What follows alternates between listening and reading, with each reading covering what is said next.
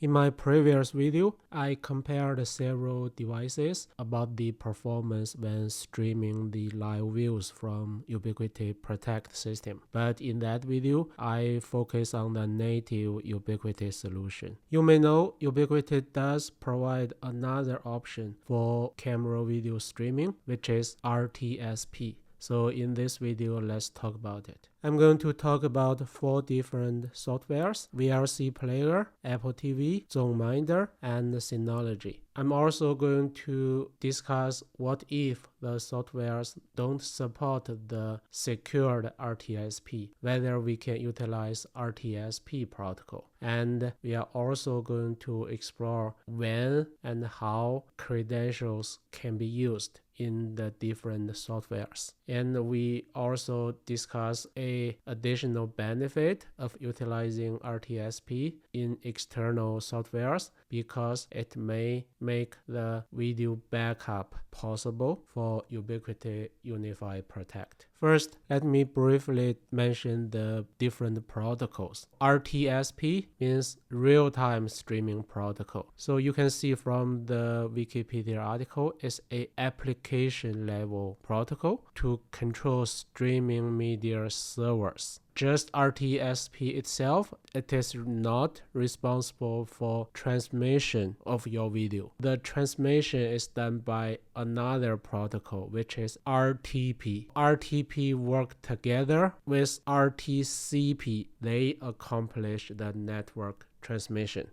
RTSP doesn't have to be worked together with RTP, but in most cases, it does. If we revisit the UniFi Protect web UI, you can see the protocol is not really RTSP. It's RTSPS. The ending S meaning secured, just like the S in HTTPS. RTSPS, the one with the ending S, uses secured RTP protocol for the streaming. By the way, the RTSP protocol name can be very easily confused with a totally different protocol, which is RSTP, Rapid Spanning Tree Protocol. It's also supported by Ubiquiti network devices, but it has nothing to do with streaming. It has nothing to do with this video. In UniFi Protect software, if you go to your camera, for example this one, go to Settings, under Advanced, you can find the option to enable RTSP streaming. So you have 3 options: high, medium, low. You can easily copy the links here. But if you directly click on the link, either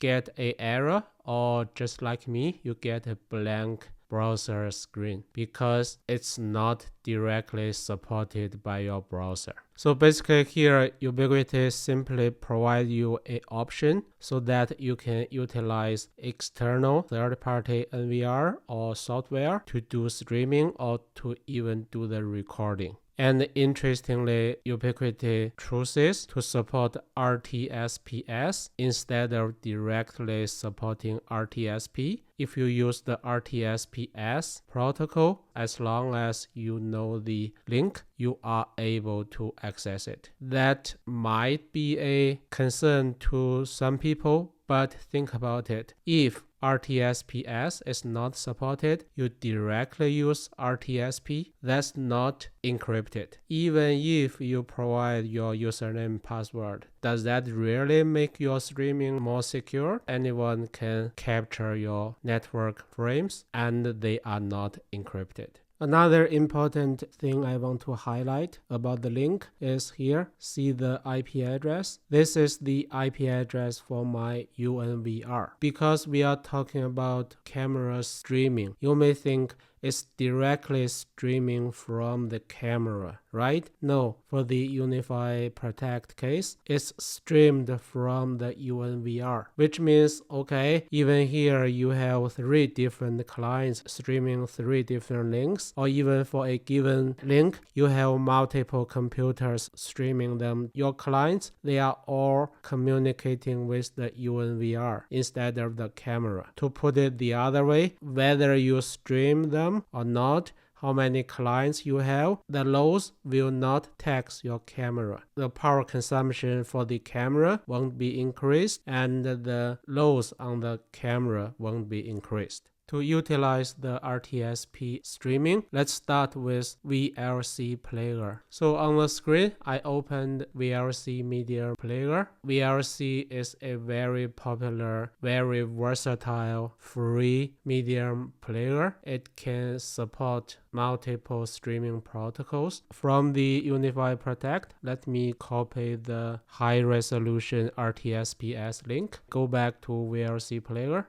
File menu, then open network. Directly paste the link to the URL box, hit open. See the error? Your input cannot be opened. Why? Because the protocol is RTSPS, which VLC player doesn't support. There's a workaround, even though it's somehow hidden. So what you need to do is go back to open network. Then you manipulate the URL you copied from UniFi Protect. So first, instead of RTSPS, you remove the S. And then for the port, the 7441 is for RTSPS. Ubiquiti does support RTSP directly without any change in UniFi Network Protect software, but you need to manually change the port number. Change it to 7447. We are not done yet. See the link? There's a trailing parameter here.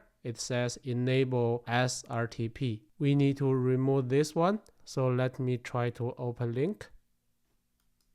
It immediately opened the streaming. It works. I'm not sure whether you noticed it didn't ask me to provide username and password, even though I'm using the RSTP, the non-secured one. Even though UniFi Protect does support credentials, VLC player directly stream the video without even providing username and password to UniFi Protect. So this is what I noted here for VLC player for credentials. It's not needed. We are going to visit the credentials in the other three software later. So they have different situations. Go back to VLC player. So normally people use VLC player just to test, to troubleshoot, not really use it as a 24/7 viewer. But there's nothing preventing you from doing that, just for fun. I already opened one, right? So let me open the other three live streaming for other cameras. We can have a pretty decent live view layout. To do that, we need to launch multiple VLC players. But the problem is, by default, it's disabled to have multiple instances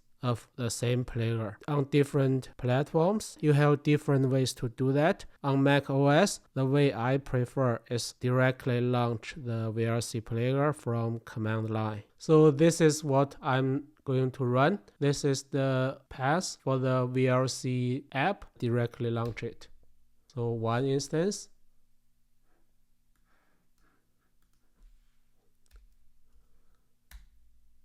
Okay, another one. So now we have 4 instances. Let me open the other links from UniFi Protect.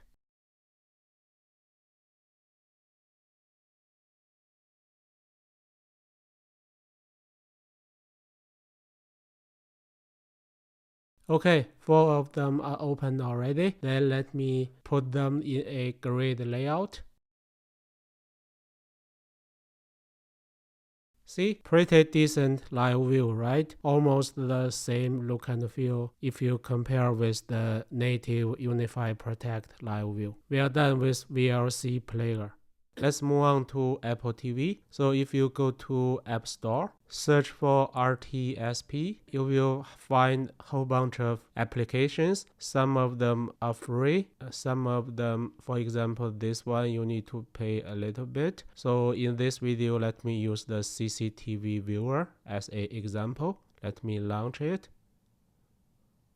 For the initial setup, it provides a very convenient way. You can do it on your computer instead of using the cumbersome Apple TV remote to input all the URL. Let me choose 4 cameras. Then you can see on the top, it provides a URL. It's pointing to the IP address of this Apple TV. On my computer, from a browser, I am visiting the link provided by the app. You can see I can easily paste all the 4 URLs for the 4 cameras, and there's a difference between this one and the VLC player. It does provide a way to input username and password. How do you find username and password? Go to the settings in UniFi Protect. See, there's a setting confusingly called recovery code. This is the password to visit the individual camera, and the username is Ubiquiti. I don't know whether this is the password required by the Apple TV app, but let me try.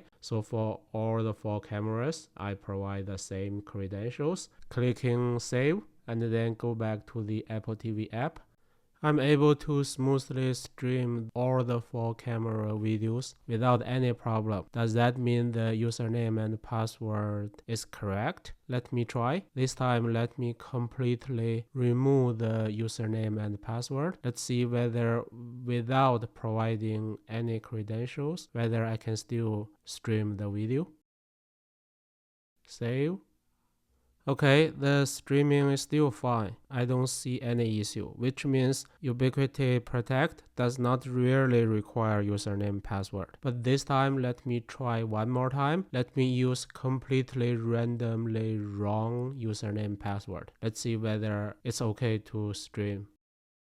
Yeah, it turns out I'm still able to view all the cameras live streamings without any problems. It means if you use RTSP instead of RTSPS to do the live streaming from UniFi Protect, the username and password are simply not effective. Next, let's move on to ZoneMinder. It's an open source NVR system. It does support RTSP, so let's see whether or how we can use it to do the UniFi Protect camera live streaming. If you go to the ZoneMinder webpage, go to download, you can see it supports popular Linux system. It states here it doesn't run on Windows. The whole installation and configuration process is very straightforward. Maybe it only takes you less than 10 minutes. This is just a NVR system, and you can do the recording already. If you want to do the live view, you may also want to install and configure the ZoneMinder. It's part of the ZoneMinder. Interestingly, you don't need to install anything. It's just a 100 megabyte app image file. You download it, you run it directly. That's how it works on Linux. I won't waste your time talking about how to install and configure. You simply follow their very detailed instructions. It's super easy. Okay, you can see in the lower part of the screen, the right is the web configuration page for ZoneMinder, and the left side is the ZoneMinder. Now I don't have any camera connected, so that's why you don't see anything in the live view. So let's start configuring it. Add the 4 cameras from UniFi Protect. Same way, let me go to the first camera, go to setting, copy the high resolution 2K link. Then in the lower part, in the ZoneMinder, let me add the first camera. And here you can give it whatever name you want. In this video, I'm only going to show you the live view, so I'm skipping all the storage recording part. So here in the source type, you select the FFmpeg. It implement the RTSP protocol as well. And in the function part, if you pull down the drop down menu, you can see there are multiple options. So the default mode card, basically it means monitor plus record. Because I don't want to do the recording in this video, so I'm selecting the monitor function, which means I only want to do live view. Done for the first tab. Then go to the second tab for source. This is where you add the RTSP link from Ubiquiti. In the method, you keep the default TCP, and then the source path, you directly paste the link you copied from UniFi Protect. Leave everything there, don't change anything. ZoneMinder does support RTSPs, and it is the only software which supports RTSPs in this video. The only remaining thing I need to select is the resolution. In the predefined resolution, let me choose this 4MP pixel option. You can see the resolution is exactly what Ubiquiti support for this particular camera. Then we are done. Let me save it. And you can see now the status showing red because it is trying to connect to UniFi Protect. It will try to buffer, so give it some time. Okay, after several minutes, it's becoming green and it's doing capturing already. Let me quickly add the other 3 cameras.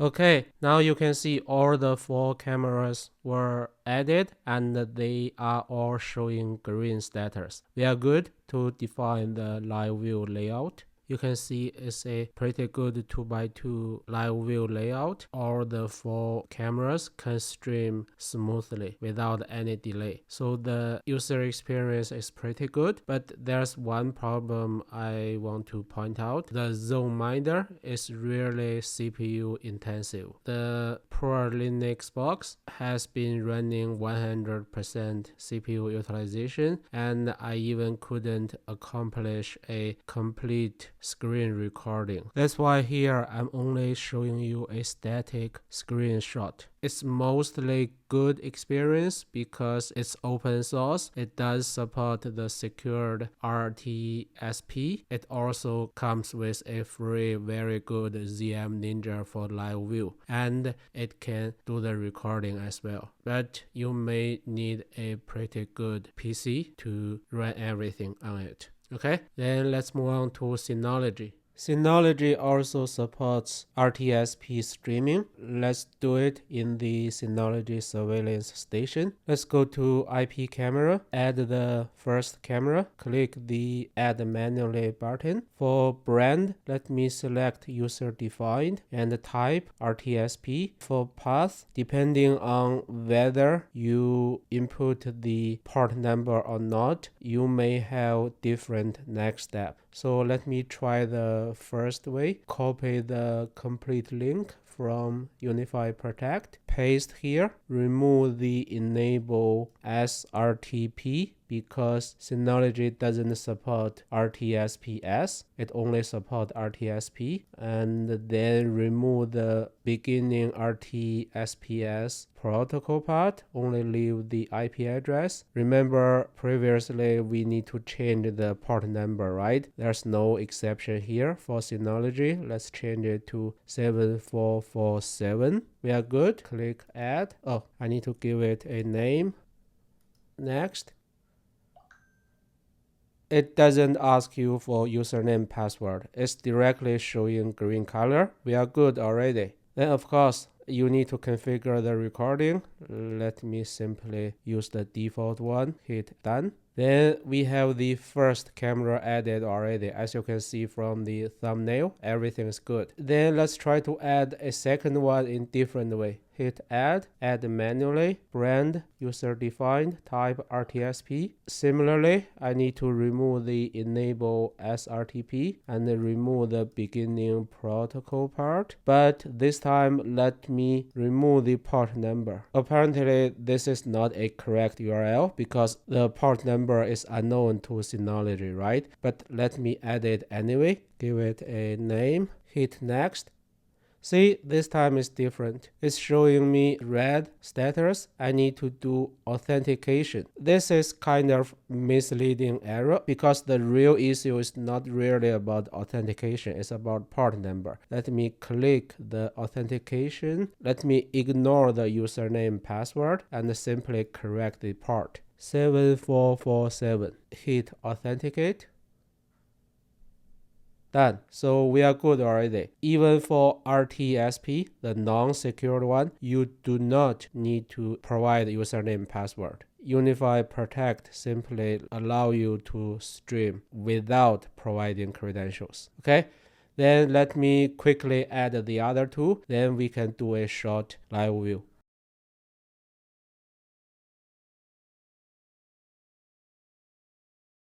I've added all the 4 cameras. Now let me go to the left part, go to monitor center. Let me create a 2x2 layout. Then switch to full screen.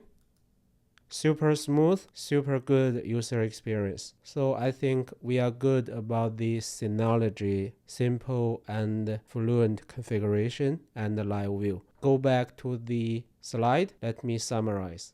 In this video, we went through 4 different softwares to do the RTSP streaming from UniFi Protect. The VLC player, at least for me, is mainly for testing. And then for Apple TV, you need to pay a little bit for the app. For ZoneMinder, it's completely free. It's open source. But on my poor Intel NUC mini PC hardware, it's running very slow. Synology gives me the best user experience in my testing, and because it's a NAS, you can easily complete the recording at the same time. And regarding the credentials, it turns out for all the 4 softwares, you do not need to provide credentials. Doesn't matter whether you are doing RTSPS or just RTSP streaming. And the last thing I want to highlight, you may know UniFi Protect is still missing a very basic but very, very important feature, which is to back up the recordings. That's why many people use Synology to do the RTSP streaming at the same time, even though they already have the recordings in UNVR, because they want to have the recordings saved in Synology NAS so that they can have a backup.